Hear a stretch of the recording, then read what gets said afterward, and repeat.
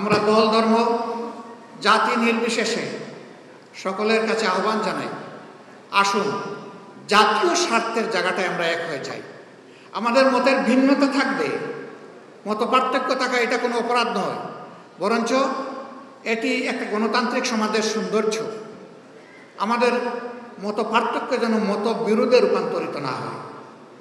আমরা মত পার্থক্যকে ওয়েলকাম করি, কিন্তু আমরা মতবিরোধ চাই না। আমরা যার যার জায়গায় যার যার নীতি পলিসি, দেশকে গড়ার আমাদের স্বপ্ন এবং পরিকল্পনা আমরা জাতির সামনে তুলে ধরব। জাতি যারটা গ্রহণ করবে, যার প্রতি জাতির ভালোবাসা আস্থা তৈরি হবে, সেই দলকেই, সেই জোটকেই আগামীতে জাতি তাদের দায়িত্ব দিয়ে সেবক হিসাবে বাংলাদেশের দায়িত্ব তাদের হাতে তুলে দেবে। এই জায়গাটায় আমরা সকলে সম্মান প্রদর্শন করি। একটা জায়গায় আমরা সকলে একমত যে গত 15.5 বছরে বিশেষ করে সংবিধান সহ এবং সাংবিধানিক প্রতিষ্ঠানগুলোতে, রাষ্ট্রীয় প্রতিষ্ঠানগুলোতে যে জঞ্জাল তৈরি হয়েছে তার কতিপয় জিনিস অবশ্যই পরিষ্কার হওয়া উচিত। এই জন্য সকলে আমরা একমত, এখানে কারো কোনো দলমত নির্বিশেষে দ্বিমত নেই যে কোনো সংস্কারের প্রয়োজন নাই। আমরা সবাই বলছি সংস্কার প্রয়োজন। কতটুকু প্রয়োজন সেটা নিয়ে হয়তোবা মতপার্থক্য থাকতে পারে, কিন্তু সংস্কার যে প্রয়োজন এই ব্যাপারে কোনো মতপার্থক্য নেই। আমরা মূল থেকে একটি কথাই বলে এসেছি, আমরা বর্তমান সরকারকে যৌক্তিক সময় দিতে চাই এই সংস্কারের জন্য। যৌক্তিক সময় মানে অযৌক্তিক সময় কাটানো নয়, আবার যৌক্তিক সময় মানে চাপ দিয়ে হুড়াতাড়া করাও নয়। যৌক্তিক সময় হচ্ছে এ কাজের জন্য, মৌলিক সংস্কারগুলোর জন্য যেটুকু সময় প্রয়োজন আমরা সরকারকে সেইটুকু সময় দেওয়ার পক্ষে। ইতিমধ্যে সরকার প্রধান জাতীয় নির্বাচনের ব্যাপারে কিছু কথা তিনি জাতিকে বলেছেন।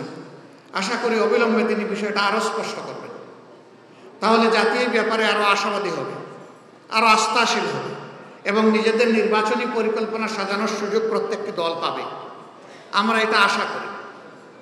প্রিয় দেশবাসী এবং সুধীমণ্ডলী, বাংলাদেশকে গড়ার একক দায়িত্ব কোনো দলের নয়।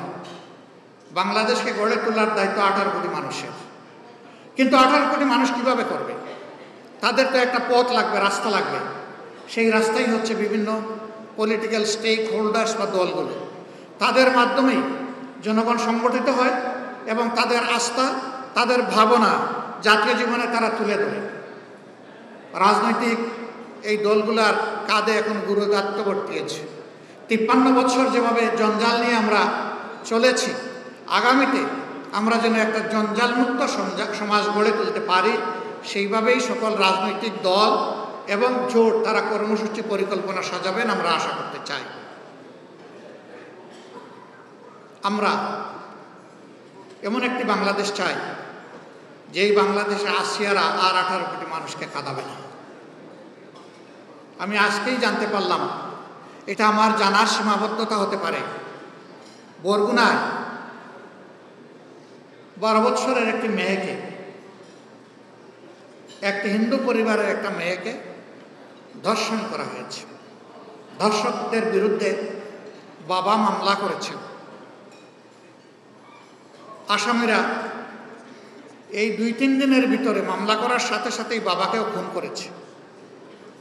এখন বাংলাদেশ, এই বাংলাদেশ তো 18 কোটি মানুষ চায় না।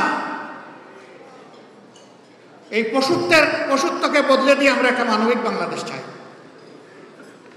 এবং আমরা বিশ্বাস করি মানুষ যদি আল্লাহকে ভয় করে, মানুষ যদি আল্লাহকে ঠিকমতো ভয় করে, তাহলে মানবিক বাংলাদেশ গড়ে তোলা সম্ভব। কোরআন নাজিলের এই মাসে আমরা এও বিশ্বাস করি আল্লাহর দেওয়া কোরআনের বিধানই হচ্ছে সমাজের জন্য সর্বোত্তম বিধান। এই বিধানের ভিত্তিতেই আগামীর মানবিক বাংলাদেশ গড়ে উঠুক, সেই প্রত্যাশা ব্যক্ত করে আবারও আপনাদের প্রতি কৃতজ্ঞতা জানিয়ে আমার কথা এখানেই শেষ করছি। আসুন প্রভুর দরবারে আমরা হাত তুলে দোয়া করি, প্রিয় দেশের জন্য, নিজেদের জন্য।